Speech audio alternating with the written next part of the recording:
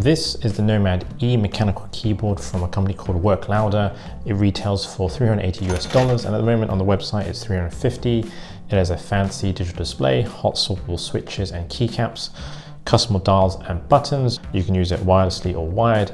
It's in a slim profile, but it took over a year and a half to arrive since I backed the project back in. And for the price I paid was $340.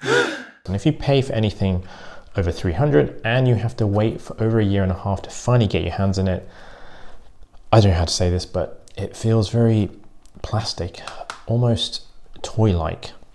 And that leads me on to issue number one.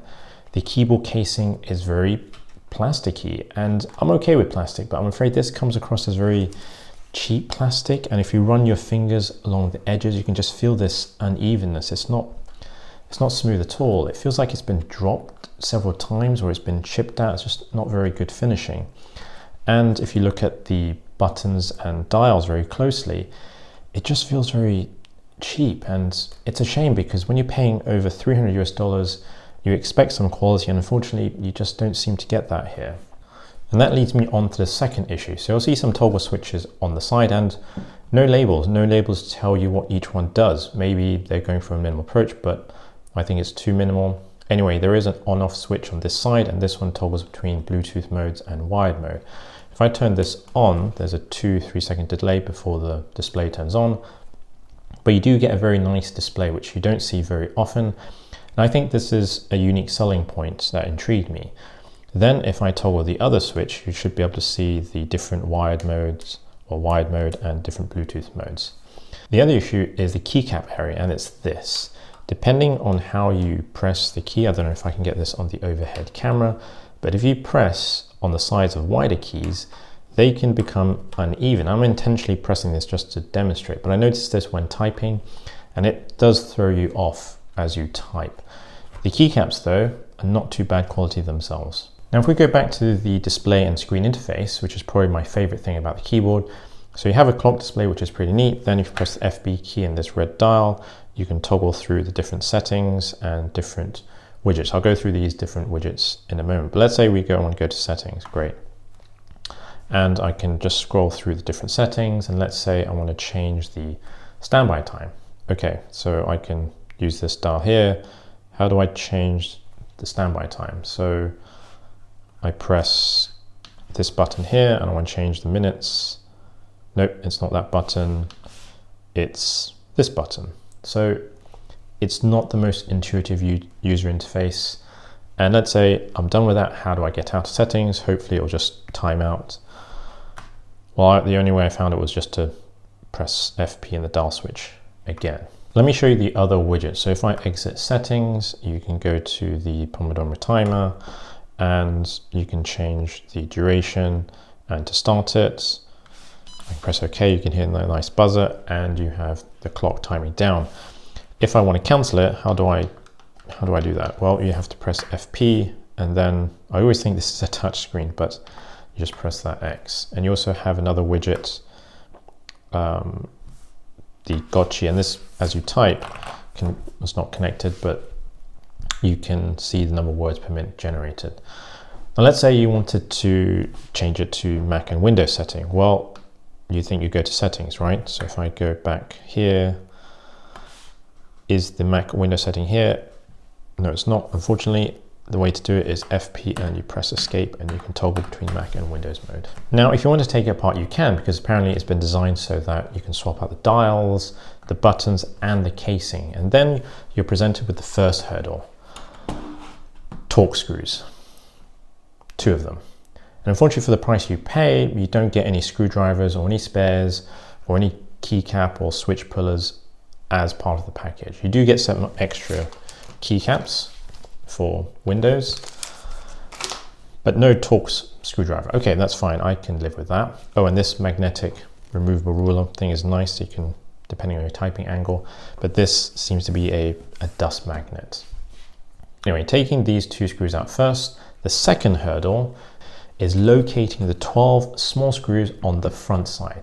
And to get to them, you'll need to remove specific keycaps so you can access them, or you can remove them all, whichever suits you. Then the third hurdle is you need to use a pry tool and sort of have to jiggle it free from the casing, and after a bit of prying and jiggling, it should come free, and then the toggle switches jump out, and which is the most absolute pain to get back in when it comes back to assembling the keyboard. At this point, I got so frustrated with the keyboard, it took me so long to get it apart this far. I thought I was going to snap it or something. I could have gone on taking it apart to see how to replace the dials and buttons, but at this point I just decided to put it back. And even that was proving difficult because of these toggle switches. Yeah, you need tape to keep them in place to get it back in. It may look easy in the video, but trust me, it wasn't. And WorkLouder do have an instructor video on how to take it apart, but unfortunately there's no audio and no audio description or instructions, which is a shame. Now that aside, how does it sound and how does it type? For sound, you tell me how it sounds and whether it's good or not.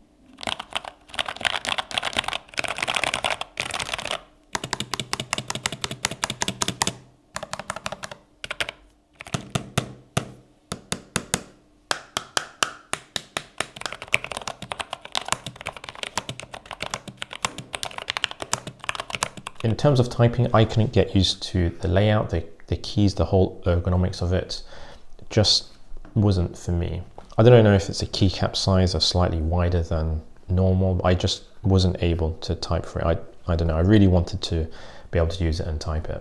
Now you can also install the WorkLouder software to customize the keys and modifies the dials to be volume control, and you can configure 4 buttons below the display.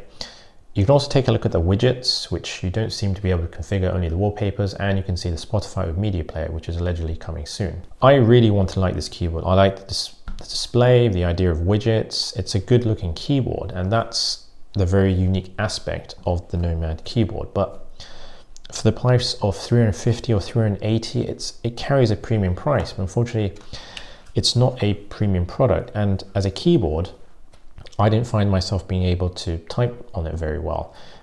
It's really hard to like a product like this when you can get a customizable mechanical keyboard from Keychron for around $200. Not cheap. Keychron do have cheaper models and keycords, but this is the Q1 Pro, top quality. You can take it apart easily. Keychron provide everything you need, right down to the Allen key for the screws on the back, keycap puller, switch puller, extra screws, absolutely everything for you to get started. And you don't need a prying tool to take it apart. A solid mechanical keyboard for a decent price, and in my view, a premium product. I've had this for what, 2.5 years, still going strong. And I think the Nomad E keyboard, the experience so far, it's been like going to a restaurant. You've waited a very long time for the food to arrive. You paid a premium and the food hasn't quite met your expectations. Whereas if you go to your local food market or truck, the food is quick to arrive, you pay a fair price, and you have a full and happy belly. I think that's my analogy for the day. And if you want to see my review of the Keychron Q1 Pro, if you haven't seen it already, feel free to take a look on that side of the screen or whatever YouTube recommends in that corner. I'll see you in the next video.